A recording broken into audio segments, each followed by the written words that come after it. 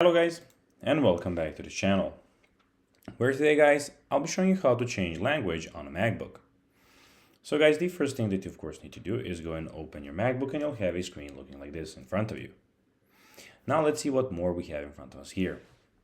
So as you can see, in the top left corner we have the Finder, we have the File, we have the Edit and View options, we also have the Go, Window and Help option, and in the top right corner we have the date, battery, Wi-Fi, and those things. And also in the bottom of the screen, we have all of your applications.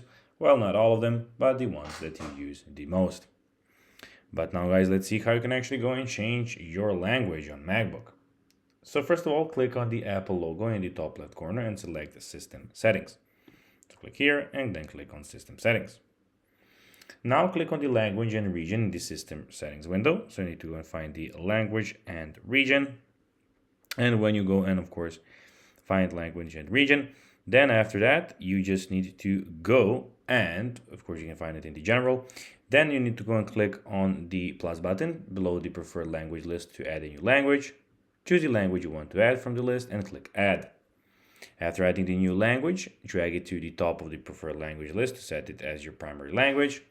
You might be prompted to restart your MacBook to apply the changes. Click restart now if prompted. Your MacBook will now use the language you selected as the primary language for menus, dialog boxes, and other system features.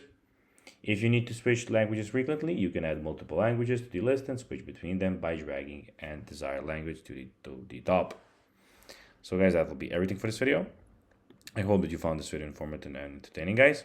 And guys, as always, I'll be seeing you in the next video on this YouTube channel. Until then, as always, bye guys.